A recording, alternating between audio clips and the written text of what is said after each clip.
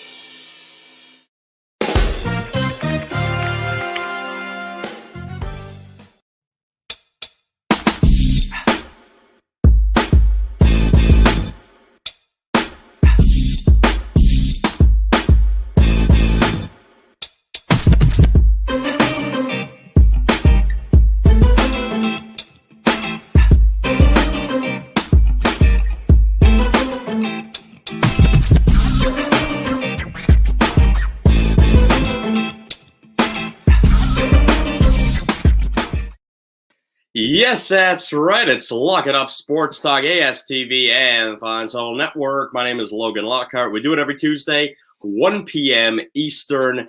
And this week's show, it's going to be a bit of a rapid fire because two things going on: free agency and the National Hockey League, and then the trade deadline in Major League Baseball. And it's rare that we have both of these two events on the calendar matching up at the same time, but slowly but surely, the schedules that we all know and are used to are getting back there.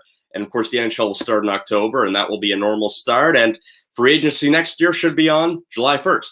But it is the eve of free agency. So when you wake up tomorrow morning, you're going to hear about a lot of different signings and whatnot. It's not a jammed pack day to be expected in terms of high-end talent available. We understand that one player in particular who was a Toronto Maple Leaf, Zach Hyman, should be on his way to the Edmonton Oilers. Now, the Oilers don't have his rights. So this is a bit of a weird situation where they could have acquired his rights from the Toronto Maple Leafs, which would get them an extra year when they negotiate a contract. But still, we expect Zach Hyman to go to the Oilers, and a 7-year deal, $5.5 million a year. So yeah, you know what? I think that Zach Hyman's going to be a perfect fit for the Oilers. You see how he played. You put him with Austin Matthews. You put him with Mitch Marner, different guys on the Toronto Maple Leafs. You know, with the Edmonton Oilers, you're looking at a similar situation where it's Connor McDavid, it's Leon Draisaitl, those high-end talents in the top six. He's going to fit in great with them. Is that contract going to age well? I don't know. If I were to guess, probably not, right? But I think from Ken Holland's perspective, quite frankly, you don't care. Bring them in. If it works out for 2 or 3 years, great. And then you deal with it later if the contract doesn't age well. But I think that this is a good move for the Oilers if it does, in fact, end up happening. And the reports indicate that they will end up happening. So this is a void on the Leafs now. They need to do something about it. I look at the Leafs, and yeah, they have cap issues. Everyone knows that. Kyle Dubas has known it, and he knew it when he was handing out big money to the top 4 guys on this team. And you really got to ask yourself, how are the Leafs going to add? What are they going to do here? I think Blake Coleman from the Tampa Bay Lightning, he's just won back-to-back cups. I think he's a perfect move the Leafs should explore. I've heard that the Lightning and Coleman have a mutual interest in each other. So if he can return to Tampa, then good for them. They have their own cap issues.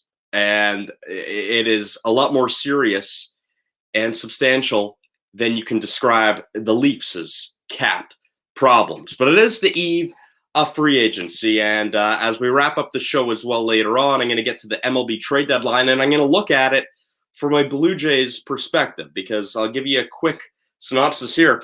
I think the more and more that the Jays are stuck in this middling ground of not finding any consistency, the trade deadline gets a lot more interesting from their point of view. This was a team that was supposed to be a buyer, no doubt about it. And I still think they are going to buy, but I think you at least have to consider the idea of playing a hybrid, doing a little bit of both. This team might not make the playoffs. In fact, if you were a betting man, you would say they're not going to make the playoffs.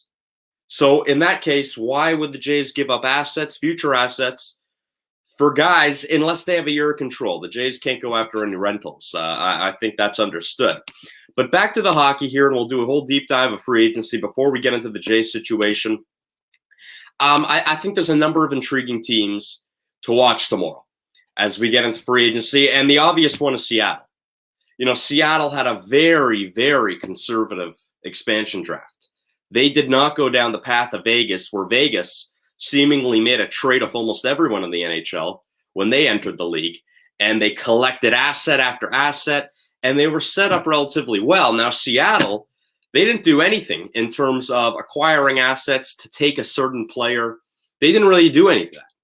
So the Seattle's in a weird, interesting spot where they got a ton of cap space here, and you got to think that at least they're going to be in play for some of the big-time names. You know, I mean, they had talked to Gabriel Landeskog before the expansion draft, and nothing materialized. The interesting thing about Seattle is this. This is a team that, under the current expansion rules in the NHL, you can build a competitive team and potentially a playoff team right out of the gate. But if the season started tomorrow, Seattle's not a playoff team. And I'm saying that knowing they're in the weakest division in hockey, the Pacific Division. They're still not going to be competitive enough to compete. And that's saying a lot, because these expansion rules are very friendly to the team. The draft did not go as planned, I think, for a lot of people. The minute they didn't take Carey Price, we kind of knew what direction they were going to go into. You know, I mean, they had an opportunity right there to take a face of a franchise. He was there for the taking, Carey Price. And I think in Montreal, they really exhaled there, and happy that Seattle didn't take him. I know everyone's saying the contract. He's the face of the franchise. And they just went to the Stanley Cup final. So don't tell me for a second now Carey Price was someone that Montreal can easily say goodbye to. I don't know about that. The injury situation of Price before the expansion draft, this is not a coincidence. Before the draft, they were saying he might miss the year. This is going to be a long-term issue. And then the minute that Seattle doesn't take Carey Price, we hear it in Montreal, it's just 6 to 8 weeks. He should be good to go for the season. You know, that's not a coincidence. So there was a lot of head games being played by both general managers, Ron Francis in Seattle and then Marc Bergevin in Montreal. You know, it's a chess game. The expansion draft is a chess game. And I have a feeling here that a lot of teams that aren't Seattle won those chess games. And I am speaking prematurely because free agency is tomorrow. And we could see a scenario with the Kraken where they're in on all the big names, but that was an underwhelming expansion draft based on the trades alone. There weren't any trades. You know, that's what we were expecting. They're going to get a pick if they take this player. They didn't. They took players that in some cases weren't even on some expansion draft boards. And I did a ton of expansion mock drafts before last Wednesday. And some of my picks were right, absolutely. But then there were some players that had me scratching my head. Very interesting strategy. Not really like Vegas. It's important to know with the Vegas Golden Knights when they entered the league, you know, their expansion draft on its own wasn't that impressive as well. If you looked at the roster on paper, you might say to yourself, this team isn't good enough. But where they won big was the trades. Okay, a guy like William Karlsson, Alex Tuck. These are two of the big guys on this team that have made the most impact, two of them. And they were acquired via trade during the expansion draft because Vegas opted to take different players they may necessarily not have wanted, so you get assets. There was a lot of that going on with Vegas. None of it happened of Seattle. And it was quite interesting. You know, we expected the day after that we would hear a bunch of trades getting announced, and it didn't happen. They made one trade, and it really didn't have any impact on their draft at all.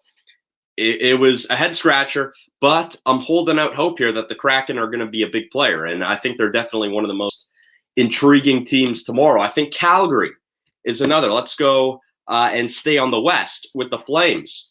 Now the reports are indicating they're fielding calls for their big top guys, Gaudreau, Monahan, Tkachuk. This is not necessarily working in Calgary.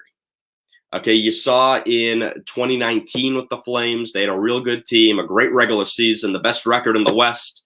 They get bounced in the first round, and ever since then, this Flames team has just been stuck in a middling road where it's not a position you want to be in. We've talked about this how many times in all sports. You either want to be really good or you want to be right at the bottom so you can rebuild the right way. Calgary's stuck in a bad spot right now. Again, though, they're in a weak division. This Pacific division is not good. So every team in that division, except maybe some of the California teams, can have the expectation that they should make the playoffs. And Seattle may be included. We'll see what Seattle does in free agency and if there's any trades that Ron Francis has under his sleeve here. But I think Calgary's a real interesting team. I think they're definitely a team to watch. And then we go to Montreal. And Montreal, this is an intriguing team on so many levels right now. Shea Weber's probably not going to play all year. We'll revisit this story in a year from now because now the reports are saying that this is career-threatening for Shea Weber, which is scary business. And then we have to get into if he retires, if he's done forever. That is on Nashville's books. Nashville gave him that contract. They're going to have to figure it out. So Montreal's intriguing because you don't have to worry about Weber being on the cap. Carey Price, we'll see how long he's out. They say 6 to 8 weeks. We'll see. They got a lot of cap space. They really do. Philip Deneau, he might be on his way out. This is a team that just went to the Stanley Cup final. It was a bit of a Cinderella run, but they're going to have a lot of cap space. And we'll see what they do. I'm looking at a guy like Dougie Hamilton, potentially. There's a lot of different things Montreal can do. A lot of cap space. So for me, Seattle, Calgary, and Montreal. Those are my three most intriguing teams. Now, on the eve of free agency, we're seeing some things happening here, particularly with Marc-Andre Fleury, who's now a member of the Chicago Blackhawks. Reports are saying Chicago's a team that's kind of been in the news here for on and off the ice, of course. But on the ice, Seth Jones, they acquire him. They give him a huge deal. So that was really shaking up the hockey world. You're going to give him $9.5 million, whatever it was. That's a very steep price for Jones. Not quite sure about that. We'll see how that ages. But now they bring in Marc-Andre Fleury. So goaltending, you would think in Chicago, solved for now. We'll see. That's a brutal division, that Central Division. Now, I'm going to stick with goaltending and then go back to Toronto here. You look at Frederik Andersen. This is a guy we haven't really seen any reports that him and the Leafs are close to a deal. If there's even been a deal on the table, we really don't know. So that puts the Leafs in a situation where Jack Campbell would be the guy going into next year. Can you imagine 365 days ago if you were told that Jack Campbell will be the starting goaltender for the Toronto Maple Leafs in 1 year? You know, no one would believe you, right? So this is a situation where the Leafs are stuck, and goaltending can become a problem because I like Jack Campbell. I don't know if he's the guy you can trust when this team should be winning playoff rounds, and they haven't won a playoff round with this core. And quite frankly, time's running out. I really think time's running out for this core. Kyle Dubas can say whatever he wants. He can say he believes in it. But there's a reality to this where if you continue not to get out of the first round, and who knows if the Leafs are a lock to make the playoffs in that Atlantic division, I don't know. We're going back to a normal format. Who knows? Time is running out for this core. Something has to happen now. Because what's happened the last 2 seasons in particular has been unacceptable for Toronto. Now, there was a big trade in Vancouver last week, and this happened hours before the draft, maybe 2 or 3 hours before the start of it. And Oliver Ekman-Larsson goes from Arizona to Vancouver. And what Vancouver essentially did was dump 3 players with high cap hits, and they gave that money to Arizona. Now, Arizona's been doing this all off season long. They're taking bad money, but they're getting assets in return. So Vancouver sends a first-round pick to Arizona, and Arizona, all of a sudden, they become an intriguing team themselves, because what they're doing, they're taking bad money, they're collecting assets. The bad money's going to get off the books at some point, and then they're going to be ready to make a play. This Arizona team might not be good at all, and when I say that, I mean like first overall pick kind of bad. We'll see how the Coyotes play this, but of course, new GM in town in Arizona after John Chayka received a suspension. I don't know if we'll ever see John Chayka in hockey again, quite frankly. And with Arizona, it's a total rebuild now. This team was in a position a couple years ago where they could make some noise. They forget about it. Forget about it because Shane Wright's the top prospect for next year, and I think Arizona's got his eyes on him. Now, Connor Garland went to Vancouver in that trade as well, so that's the big asset that I think Vancouver really likes. Garland's a good player, and they signed him today, I believe, a 5-year deal. So Vancouver's settling that. But the reason why Canucks fans were so upset, and I saw people on the fence about it, but I saw a lot of people upset in Canucks land, because essentially those 3 contracts that they gave to Arizona, those expired after next year. So you just had to bite the bullet for 1 more year, and then they're clear. They're off the books. Oliver Ekman-Larsson is making a lot for the next 6 years. And that's a contract that already hasn't aged well. They're hoping that he can bounce back, but still, it puts the Canucks in a weird situation. And they give up their 9th overall pick, and it goes to Arizona.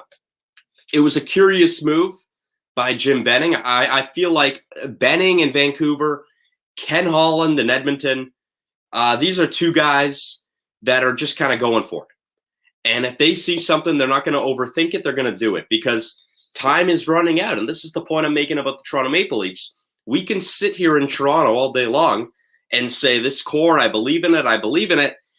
That doesn't last that long. And there's going to become a point where you got to move on from some guys. Toronto's going to stay the course. They're not going to do anything substantial. But again, there's general managers in this league right now that are going to go for it. They're not going to overthink it. And if they see a deal they like, they're going to do it. I find it interesting with a lot of these Canadian teams right now. And again, this Canadian division isn't coming back next year. Okay? So this is what we have. We're going back to a normal format. Toronto's going to be in a division of Tampa.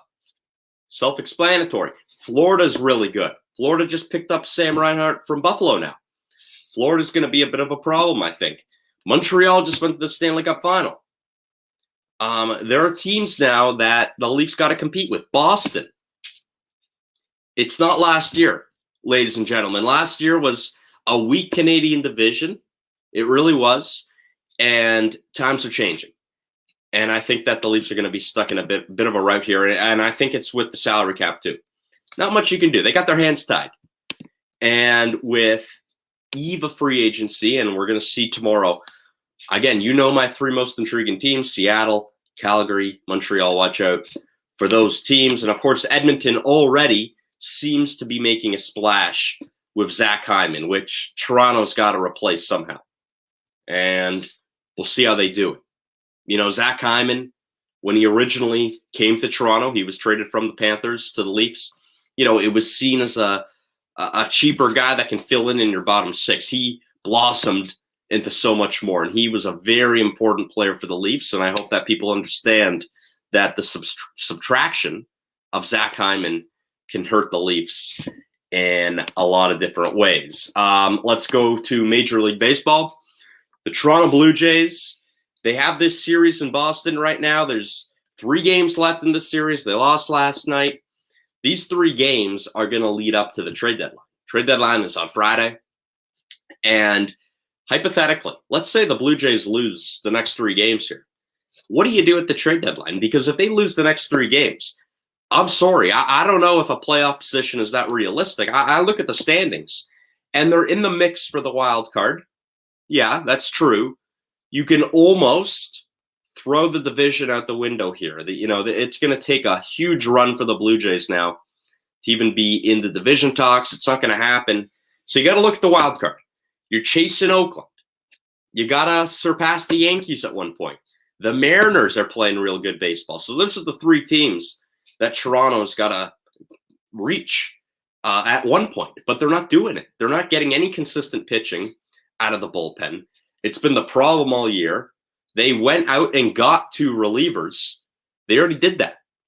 I hear people say, well, just get a reliever. Help in the bullpen. They already did that. Adam Simber, Trevor Richards. It's already happened. So what are you going to do? Get Craig Kimbrell from the Cubs? The Blue Jays are in a weird position because Robbie Ray, his trade value is never going to be higher. The Blue Jays could be in a position where they say, you know what, we're not making the playoffs. Let's retool a bit for next year. The Blue Jays are not going to go after a rental. I'd be shocked if they did. However, if they feel like they can give up prospects for guys with years of control and guys that they can bring in to spring training next year and kind of retool it and a re-energized group, then they'll do that, right? But they're going to get guys with years of control. They're not going out and getting a Chris Bryant. I'd be shocked. The Blue Jays today have been mentioned in talks per John Morosi about Joey Gallo. Where does Joey Gallo fit on this team? Where is he going to play in the outfield? Is he going to go at first base? Vladimir Guerrero Jr. is there. So the Blue Jays are in a tough spot. And I said this at the beginning of the show. The more and more they're stuck in this middling ground of not finding any consistency, the more intriguing Friday becomes. The Blue Jays can say that they have the team to win, and I think they have the lineup to win, but it's just not all there right now. And you can watch them at Fenway Park today, and you'll see the Red Sox are a real good team. This Red Sox team is not only for real, they're special. I think this is a group that we could be potentially talking about in late October, the Boston Red Sox. The Blue Jays are just not there. The Red Sox, the Rays, and then there's a gap, and then it's Yankees, Blue Jays. It becomes intriguing at the trade deadline. If you asked me 6 weeks ago, I would have said the Jays are going to be all in, buying. They have to this year. It doesn't seem that way. It could. If you can find a guy who will be on the team next year, years of control, go for it. You can't go after rentals. Because if you were a betting man, this team's not making the playoffs. That is all for me. It's Lock It Up Sports Talk, FHN, and on ASTV. We do it every Tuesday, 1 p.m. Again, a bit of a rare time in the sports world. NHL free agency, MLB trade deadline. When have we ever been able to talk about those two things at the same time? Never. Except when we're adjusting from the COVID schedules. Slowly but surely, we're getting back to where the schedules are all lining up. Back to normal. I will see you next week. You can follow me on Twitter at LGL Lockhart. And until then, here I am, signing off.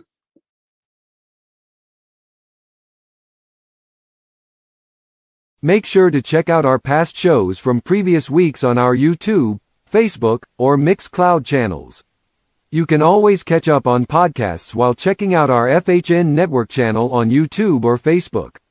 Or you can listen to an audio copy of our past shows on our Mixcloud channel at FHN_Network. The FHN Network, the future of entertainment.